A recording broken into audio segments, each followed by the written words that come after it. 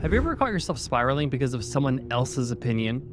Or you've wasted time trying to convince someone to support you, to understand you, to stay loyal, but they just don't? If you've been derailed emotionally by a friend, a customer, a team member, or even a family member, then today's must read book is for you. Today's must read is The Let Them Theory by Mel Robbins.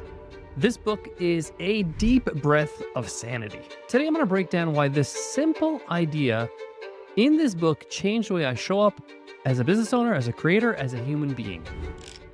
First of all, let's talk about the author, Mel Robbins. If she sounds familiar, it's because she's a baller, okay? She has done some really successful things, including this book, of course, which has been a smash hit. But she's had the number one podcast in the world for most of 2025. That is a huge feat. I mean, she's been on top of the charts and top of Rogan and all the other mainstream podcasts that you know of. And her podcast is a self help type of podcast, which is not particularly mainstream, but because she's so relatable, because of her work and what she presents and the experts she brings on, she's been able to really smash that ceiling and really do an amazing job with her podcast. I'm obviously rooting for a colleague here. Mel Robbins' podcast and our podcast share the same network, SiriusXM, but the numbers don't lie. And she's been prolific for the last few years now. She has another best-selling book called The 5 Second Rule. She's had a lot of success on stages. She's got one of the most popular TED Talks on the TED.com website.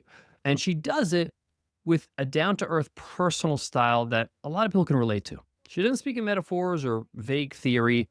She teaches from real life challenges, deep research that she's done with experts, and years of practical experience. She's not just a motivational speaker, she's a motivational doer. And that's why the Let Them theory hits so hard for so many people because of the examples she shows in the book in her own life and how it's helped her go through some tough times. So what's the big idea of this book? Well, the concept is that you have to let people do what they want to do and stop trying to control people. Stop trying to make whatever they do your problem. This means you got to let them not believe in your idea. You got to let them say no. You got to let them misunderstand you and misunderstand your work.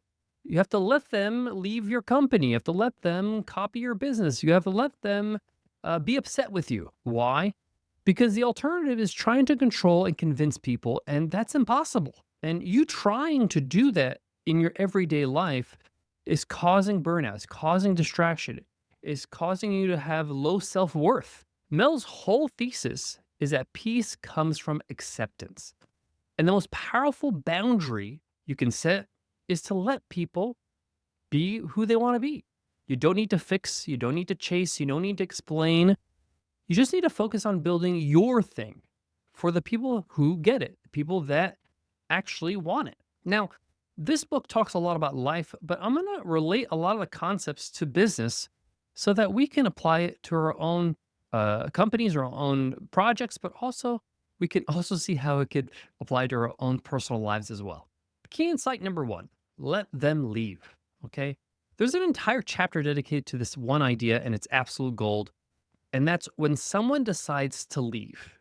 They leave your team, your customer base, your life. Let them leave. Early in my career, I would take it so personally when someone left our program or left us as a customer, when they even unsubscribed to our email list. But here's the truth. It's not rejection. It's redirection. If someone's not aligned with your values, your vision, or what you're doing, they're not your people. And that's great news. But as an entrepreneur, I always want to improve. And I want to know why they're leaving, just so that I can know if there's any way I can improve in a way that's aligned with my values. And if they're leaving because of reasons I don't want to change, then that's fine. In business, churn isn't just a metric. Churn is when customers leave. It's also a filter, especially in the first few years of your business. You trying to hold on to people who aren't bought into what you're doing will kill your momentum. You gotta just let them go. This chapter helped me shift from trying to retain everyone to focusing on serving the people who actually want to be where I serve them best. Key insight number two, let them talk. One of the things I learned from this book is you have to just accept the fact that people will talk ill of you. People will disagree at the best, being polite. People will say nasty things about your business, about your products, about you as a person. You can't stop them. Whenever you post something, you launch something, you build something, and then someone decides to run their mouth, there's nothing you can do about that. So Mel's advice is let them say bad things. Critics don't build things. Spectators don't ship products. Okay. And people who talk are mostly not your customer. Okay. People who talk are mostly usually just doing the least amount of work and are not committed to doing anything. This chapter really helped me stop overthinking what I said publicly. It reminded me that I'm not here to help everybody. I'm here to help people that want to be helped, that resonate with my message. Key insight number 3, let them be wrong about you. This one stings.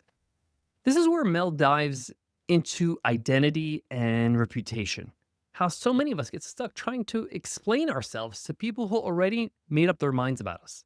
In the book, Mel writes, if someone wants to believe something about you that's inaccurate, let them.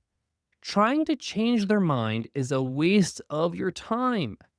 Oh man, this is so true. This hit me hard because in my early days as an entrepreneur, I used to explain myself constantly. Why I left teaching, why I charged for my program, why I made certain business decisions. But now I just say let them, right? People are going to interpret you and what you do through their own lens, through their own baggage. That's human nature. You don't need to control their lens. You need to stay true to yours. Here's how some of these insights I learned from this book, The Let Them Theory by Mel Robbins, helped me transform my mindset and how I run my business. I no longer overly obsess about unsubscribes to my email list or refund requests. I let them. When a team member quits or doesn't align with me anymore, I let them go or I let them leave. When a podcast episode doesn't land with everyone the way I hoped it would, I just let it happen. It's okay. It frees me up to make bold moves, to test new ideas, to show up more fully without the fear of rejection. Learn from it, move forward. Because often the result is out of your control. What people think and how they resonate with it is out of your control. And when you stop fearing rejection, you start attracting the right customers, the right team, the right opportunities. And of course, this is not just business. This book is really a great book that sets your mind right when it comes to your friends, your family, and even strangers. You can't build a healthy life if you're always managing other people's emotions.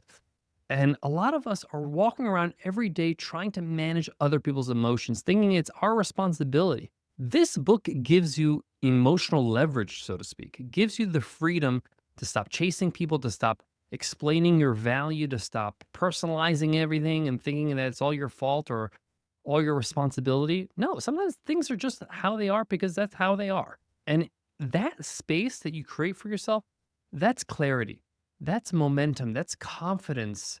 And that's where confidence breeds. Listen, I'm going to tell you firsthand. When I was reading this book, I knew Mel was a smart woman and highly successful, but this is not earth shattering information or ideas. It's earth shattering in its delivery, right? In its application. Mel takes a concept that you might have heard of before and makes you feel it. It's short, it's a practical read, it's no fluff, and more importantly, it's something that you could start applying today. This is one of those books that's so well articulated, you find yourself recommending it within minutes of finishing. This is a well-written book. So here are my final thoughts and kind of biggest takeaway from this whole book. This whole book is all about you cannot control other people. You cannot control how they think, how they feel, how they act, how they react, how they do anything. Okay. You cannot control other people, right? You're not a dictator. There's nothing you can do about it. So stop trying. Now, the second part of the let them theory is the let me, right? So she really emphasizes the book, and I didn't touch on this before, but this book is not only about let them do something, but also let me. What am I going to do about it? Okay. So if somebody is being difficult, I'm going to let them be difficult, but I'm going to do this so that I protect my own energy, or I'm going to remove myself from a situation, or I'm going to make sure that I don't, schedule lunches with this person who's always negative or whatever it might be. Okay. The let them, then let me. It's like two-parter here. So you got to make sure you do the let me part too. You can't just do the let them part because then you become resentful and you don't really empower yourself to take control of the situation. There are a lot of things you can do to change the situation for yourself. So I love that balance of the let them and then let me. Mel Robbins has done an incredible job with this book. She deserves all the success that she has gotten from this book or have received from this book. It's well written. I absolutely recommend it as a must read. It'll help you become a better leader, help you create faster. It'll protect your energy in the process because you're not trying to manage other people's emotions. And if you want to hear more must read episodes, books that I have read, and I give you kind of my summary, my takeaways, and how you could apply those takeaways, but also why you should read the book yourself.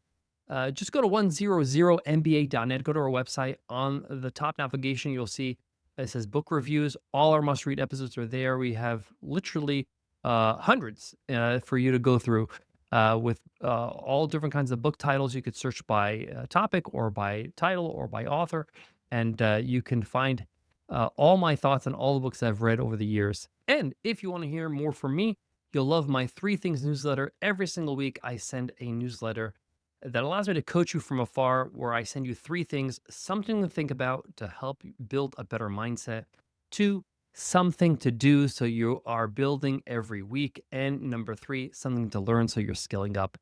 It's my way to help you from my computer to your computer. Thanks in advance for signing up. Just go to 100mba.net and sign up for any of our freebies, and you get added to our newsletter automatically. Until next time, let them talk, let them doubt, let them go, and let you do what's important for you. Keep building. I'll see you in the next one.